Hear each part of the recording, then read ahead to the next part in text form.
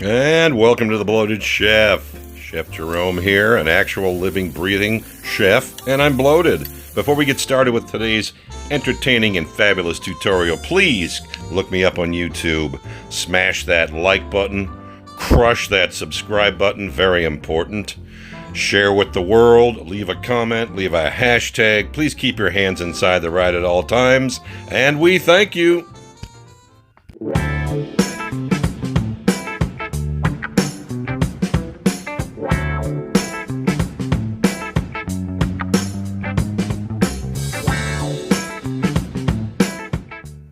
Oh, and welcome back to the Bloated Chef. And on the big butcher block, what do we have? A big hunk of meat, a 2.5 pound chuck roast, tomatillos, garlic, onions. Oh my goodness. Seasonings, dried chilies, even my leftover charred green chili sauce, chicken broth, cilantro. Let's talk about Birria beef, folks. Alright, so in our first things first section, we're going to figure out how we're going to cut this big hunk of meat. And it looks to me like 6 good-sized, squared-off chunks. Why? Because we want surfaces that we can sear. Take all of this wonderful seasoning, starting out with a little blackened seasoning, a little turmeric, a little chili powder, a little barbecue rub, a little garlic powder, a little onion powder, and by a little I mean about a half a teaspoon of each. Mix it up and let's move on. Now then on to the crusting. So what we're going to do here is just take each flat surface and smash it into that seasoning blend. Make sure the whole piece of meat is coated. All flat surfaces that can possibly be seared will be coated. And we move on. Let's do our prep. Okay. Onions, of course, the best, hands down, best way to peel garlic. If you're not doing it this way, you stupid. Yeah, alright. Well-coated pieces of meat. We've got our tomatillos prepped. We've got our garlic. We've got our jalapenos, our onions. Yeah. Now we're going to snip the ends off of these dried guajillo chilies. And the chili de arbol, we don't need to worry about that much. Let me tell you something, folks. This is a mise en place. Do I need to explain how important the mise en place is? No, you do not. All right, time for these kids to take a bath. There goes our 2 kind of dried peppers. Right, our other chilies. We've got chicken stock. We're pouring that in, of course. We've got tomatillos. We've got onion. Everybody goes into the pool. We bring it to a simmer, we bring it to a boil, and then we lower it. Next up, hot pan, preheated, add your oil, and it's time for the sear. The sear. Is there a prettier sound? I think not. Anyways, this is what we're after, so look at this. Perfect sear. Seasonings are crusted, cooked into the meat. We're going to do that on every surface that's flat that we can possibly sear on. Alright, out they go, and in goes our veggies. Onions down. Here comes our halved and quartered tomatillos. I'm going to use all the fat from that meat and the fond, pulling it all together. From here, we add all the kids to the pool. That's right. And we let that simmer. Simmer over medium-high heat. Halfway through, guess what? Cilantro stems are nice and sweet. We're going to add those in. About 10 minutes later, we're going to add about 1/3 of a teaspoon of liquid smoke. That's right. My happy place. All right, are you with me? Seems like it's reduced. Seems like everything's nice and soft. Let's puree this and turn it into the amazing sauce that it's going to become. All right, so be careful. Don't just dump everything in there. All right, right into the Ninja. And the Ninja handles its business.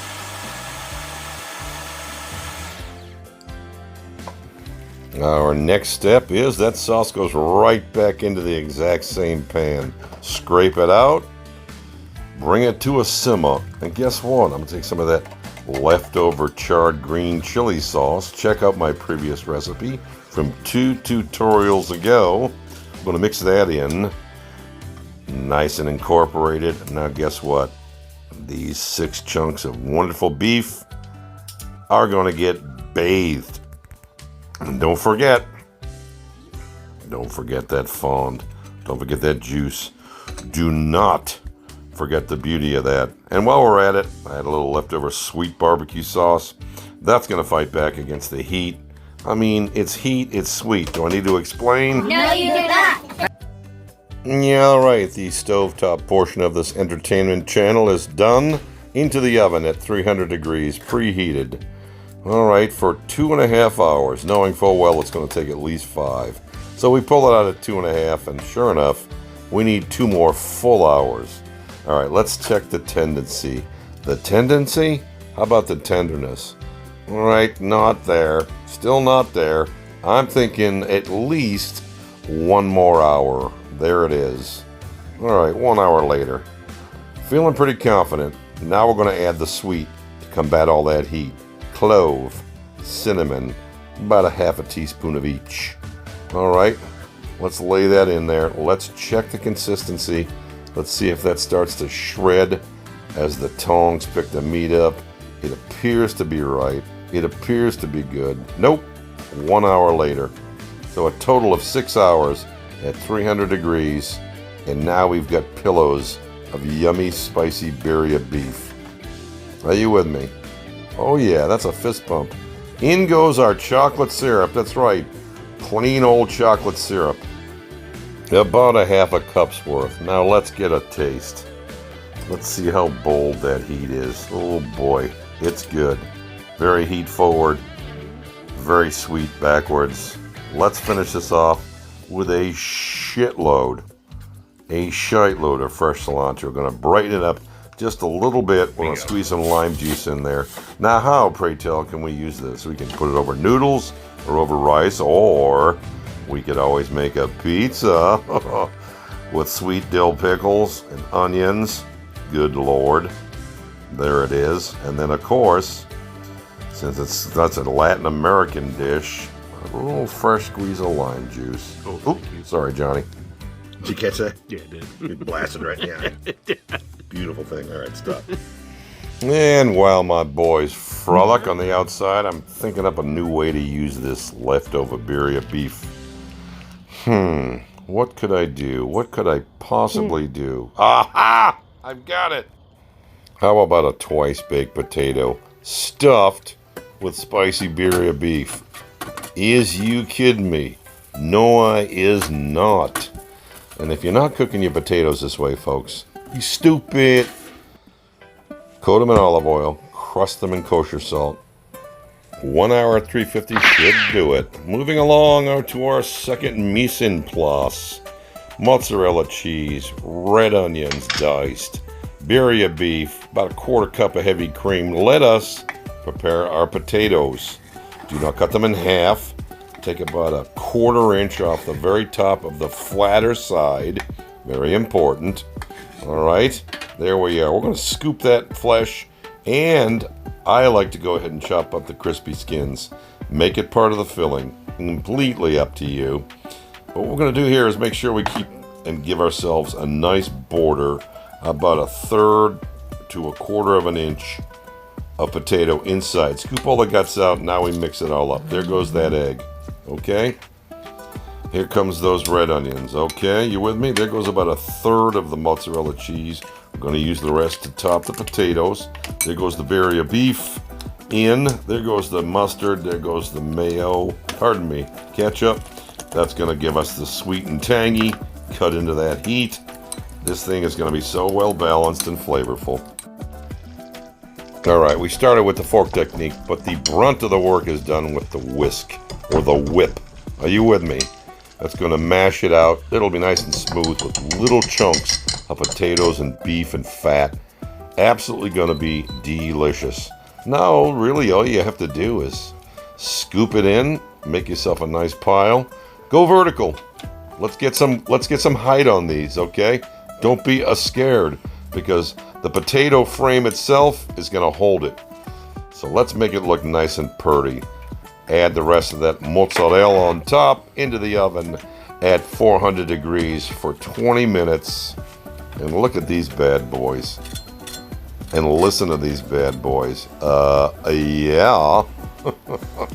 Let's dive in, shall we? Big dumb animal's got to practice a wee bit of caution. That's blazing hot. However, get a look at that. Creamy filling, crispy exterior, crunchy skin. I think he's liking it. The flavor is very forward. The heat is very forward. And then it fades to the back. Ketchup and the sweet takes over. Thinking he likes it. 2 ways, 3 ways, boom.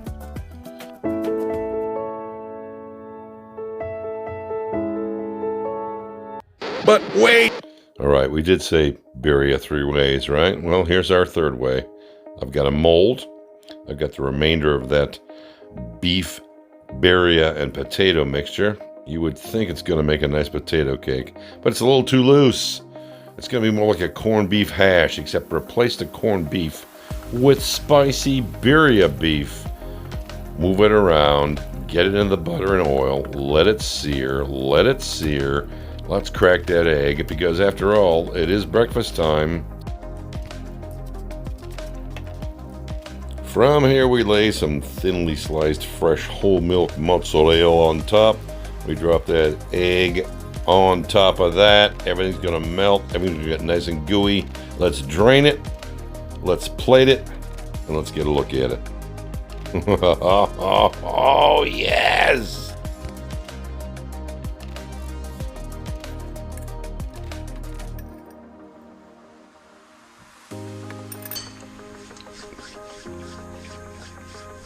Oh yeah. Oh yeah. Just imagine a nice corned beef hash patty with an over easy egg and cheese, because that's what we got going here. Oh, this has a big kick at the end, thanks to that beef. Delish. Beef birria. Now, do I need to remind you about using what you have again? No, you do not. No, you do not. No, I do not.